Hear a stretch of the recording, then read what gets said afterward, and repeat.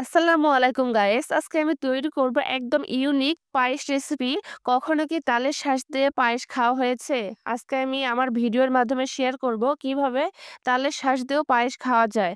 আর এত বেশি মজার হয় যে আপনি বুঝতে পারবেন না তালের শাঁস দিয়ে এই পায়েসটা হয়েছে। তো আমি ১ম এ ১ বাটি নিয়েছি তালের শাঁস। খুব ভালোভাবে আমি মিডিয়াম সাইজে কেটে নিয়েছি। তো ওটা এক সাইডে রেখে দিয়ে আমি চুলোতে একটা ননস্টিক প্যান নিয়েছি। এখানে ১ লিটারের বেশি তরল দুধ নিয়েছি।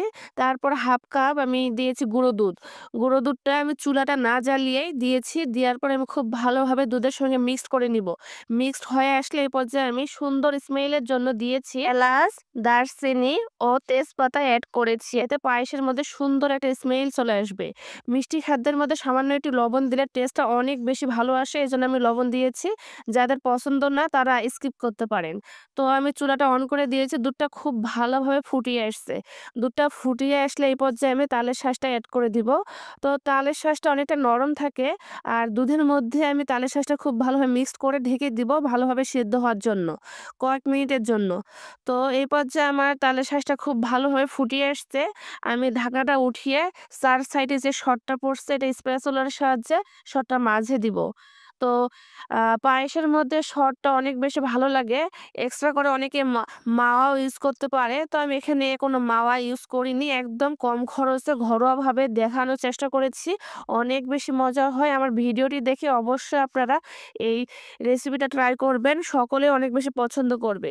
তো এই পর্যায়ে আমি কোরানো নারকেল দিয়েছি ১ কাপ। তারপর খুব ভালোভাবে দুধের মধ্যে গুঁড়ো দুধ থাকার কারণে পায়েসটা খুব সহজেই ঘন হয়ে আসবে। আমি অনবরত নাড়তে থাকবো। চুলাটা হাই হিটে রেখেছি। আর অবশ্যই নাড়তে হবে নিচে যেন না লেগে যায়। লেগে গেলে টেস্টটা হারিয়ে যাবে। তো পর্যায়ে আমি দিয়েছি লাল চিনি আমার টেস্ট অনুযায়ী আপনাদের পছন্দ মতো চিনি বা গুঁড়ো এড করতে পারেন। তো যে যেইরকম মিষ্টি খাইতে পছন্দ করে সেইভাবেই দিবেন। এই তো মিষ্টি দেওয়ার পরে আমি সবগুলো মিক্সড করে আবারও ভালোভাবে ফুটিয়ে নিব একদম গাঢ় হয়ে আসা পর্যন্ত। আর এই পর্যায়ে আপনাদের অবশ্যই নাড়তে হবে যাতে নিচের দিকে না লেগে যায়। আমি সামান্য একটু ঘি দিয়েছি। ঘিটা দিলে স্মেলটা অনেক বেশি ভালো লাগে। আর হাতের কাছে ঘি না থাকলে স্কিপ করতে পারেন, কোনো সমস্যা নেই। আমার ভিডিওটি কে কোন জেলা থেকে দেখতেছেন অবশ্যই কমেন্ট করে জানাবেন যাতে আমি পরবর্তীতে আপনাদের ধন্যবাদ দিতে পারি। আর আমার ভিডিওটি যদি ফেসবুক থেকে দেখে থাকেন অবশ্যই ফলো দিয়ে পাশে থাকবেন। ইউটিউব থেকে দেখে থাকলে সাবস্ক্রাইব করে সাপোর্ট করবেন। আর এইরকম নিত্য নতুন ইউনিক রেসিপি পেতে অবশ্যই আমার পাশেই থাকবেন। আমি এই পর্যায়ে অতিরিক্ত যে মসলাগুলো দিয়েছি ওগুলো উঠে ফেলে দিয়েছি এবং আমার পায়েসটা একদম রেডি হয়ে গিয়েছে। এটা একটা সার্ভিং ডিশে সার্ভ করে নিলাম। তো তৈরি হয়ে গেল ঝটপট তালের শাঁসের পায়েস। অবশ্যই বানিয়ে দেখবেন আর ভালো লাগলে বেশি, বেশি শেয়ার করবেন। আল্লাহ হাফেজ।